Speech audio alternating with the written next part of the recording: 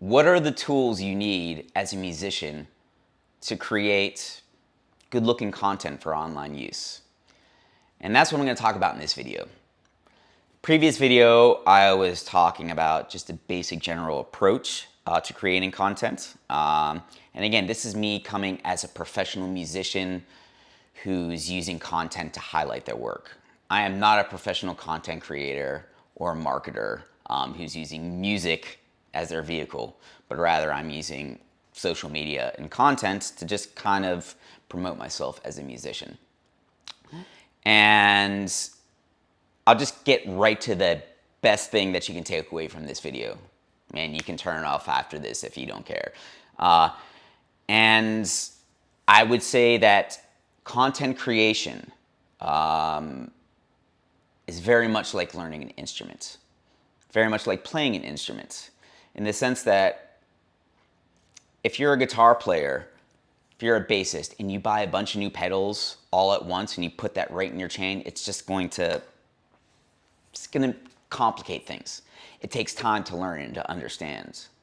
Also, it's not going to make you a better player. It might give you some more options, some more things to do, but really, we all know somebody who has a very simple setup and does great work. So the tools don't make you be a great artist. It's what you can do with the tools that you have.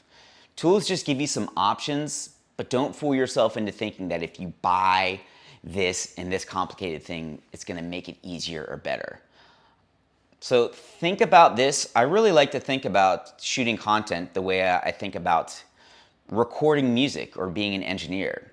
It's a separate discipline and it takes time to develop. Give yourself that time to develop that skill. Give yourself some patience because it's not going to be great at first.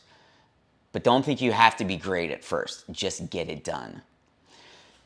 So with that being said, I like to think about a general approach when I'm creating my content, and with the gear I have is my aim is to set it and forget it. And what I mean by set it and forget it is I want to show up at a gig, spend maybe 5 to 10 minutes, 10 minutes max, setting up some kind of way of capturing my content for the evening, for the show, and then not have to think about it for the rest of the gig. Because I've been on gigs where I've been distracted by me creating this media, me looking at lights, looking at monitors. And my job isn't to be there, isn't to be like, Martin Scorsese. My job is to be Steve Gadd, maybe one day. In other words, my job is to be a badass musician, not a badass film director. So I've learned that the hard way, and I've learned, okay, a lot of times I want to take a step back and simplify things. And so that's why I really like just having a GoPro. I can literally have this in my pocket, go to a gig, set up all my instruments, and they're about to count off the song. All right, you guys ready? And I say, click, I hit record, takes less than 5 seconds, set it and forget it. Okay, and then I play the gig. So this GoPro, without being plugged in, I can maybe get about 90 minutes out of it at a fairly decent resolution. But again, I've had to spend some time playing with this to find the good setting that I want for this GoPro. When I first got this, I thought I could just take it out of the box and hit record, and it really wasn't quite that simple. It takes some time to learn how to use. It's really like learning an instrument, and this is a powerful instrument with lots of options. It's like going from guitar to sitar. Some things maybe will translate, but you have to give yourself some time to figure it out, and it's not going to happen like that. But again, I like to just set this down, and I've had a few gigs where it was at a really bad angle, bad lighting. It sounded like crap. I had a low battery, and there's a learning curve. Give yourself that learning curve. But I always have a GoPro, and if this GoPro, or if I forget it, sometimes I'll just use my iPad, use my iPhone, set it on a music stand. Because why? Because it's better than nothing. But so with this GoPro, I always usually I'll have a long USB-C cable. Okay, so I can just plug this in and then just leave this guy running. so I don't have to worry about it running out of battery during my gig. And again, this is something that came through trial and error. Also, like I talked about in last video, I have this mini tripod right here, which is telescoping collapsible. Just fits right in my pocket, but also it fits right into a mic clip, which I put this GoPro in it right into, and it mounts. Not a problem at all. So again, that's something it takes me like 30 seconds to set up. And if there's a mic stand, I can get some really good overhead angles. And again, I'm just using everything that's on board with that camera. Now, what I've started doing is I've started carrying around this Pelican case. And actually, this is a knockoff Pelican case. This is called an Apache. It's from Harbor Freight. It was like $50, okay? And sometimes it's kind of a pain in the ass to carry around, but I found that with what I want to do and the types of gigs I'm doing, this is worth the extra work of hauling something. So inside of here, right now I'm rebuilding the setup, but you can see it's not very clean, but I'll just have a sub mixer for my in-ear monitors. I'll have a click track in there, or a metronome, and I prefer a metronome versus a metronome app because this keeps things running smoothly. If I need to adjust a tempo on the fly like that or dial in something, I can do it in a second. On my iPhone, I can do maybe like 3 to 5 seconds if I like fumble around through some things.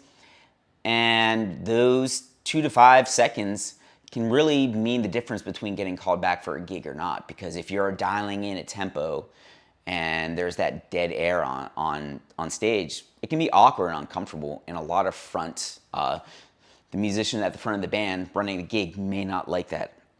So that's why I carry that. And I also carry this little power cube. So I have multiple outlets, but I also have multiple USB ports so I can plug in things like my GoPro.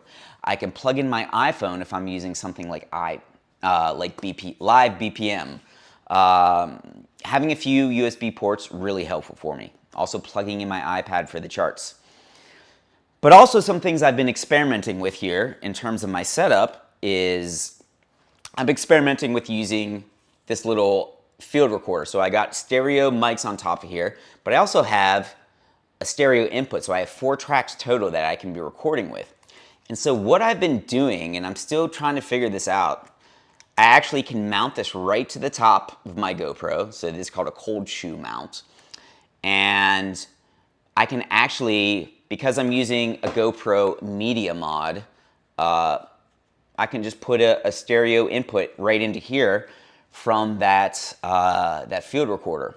So here, again, I can get the room mics, but I can also take a stereo feed either from the front of house board, or I can take it from my sub mixer and then plug it in so I have a little bit of a cleaner sound. And this is taking some time for me to figure out. I'm still working out a system, and it's requiring some patience and requiring some investment and time for me. But again, this is just kind of things that I'm experimenting with right now. This is the gear that I use.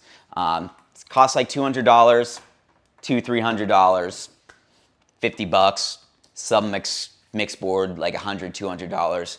So these things can add up quickly, and I would say just like think about building your setup piece by piece. Have 1 or 2 pieces to slowly integrate into your flow. Some other things that I really like to use, actually right now I'm using some lavalier mics, and again, it plugs right into an iPad or right into an iPhone. And so what I actually have like a transmitter plugged into my iPad right now, and it's wireless, and so it's recording this lavalier mic. So I have a separate one right here. This is the Rode Wireless Go 2 system. I did a quick review of that a couple months ago. You can see that on my channel. I'll put a link in the video. Really effective at having, if I ever want to do like a talking video, makes things look a little bit cleaner. Again, I can just set it and forget it. I can just plug it in and go. That's really what I want to do. My ultimate goal with this Pelican case is to be at a gig, plug it in, hit record, have my mix ready, have my GoPro going, everything really simple. I also, usually carry a little satchel that I keep in here with a couple extra cables, like some RCA cables, a few extra batteries, a few 1/4-inch connectors if I need them. And sometimes I'll carry like a little backpack that has extra batteries, extra cables, extra connectors. And again, it's taken me some time to build this up and figure it out. And I'd be happy to talk about specifics if anyone out there is curious, but really, I'm constantly evolving and developing with this, and my whole goal is to just keep it simple, not have it get in the way of making music. And obviously it's not simple right now in the sense that, okay, I've had to spend a lot of time learning how to develop this skill. And again, patience, time, slowly build it piece by piece.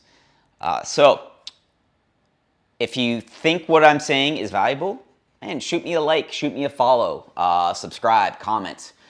If you think I'm full of crap, you can comment in there as well. And I'm going to make one more video here about content, and that's going to be all about, I would say, editing, mixing, posting, just kind of packaging the whole deal. So again, not a brand, don't have a tagline, don't have a sign off, but thanks for watching.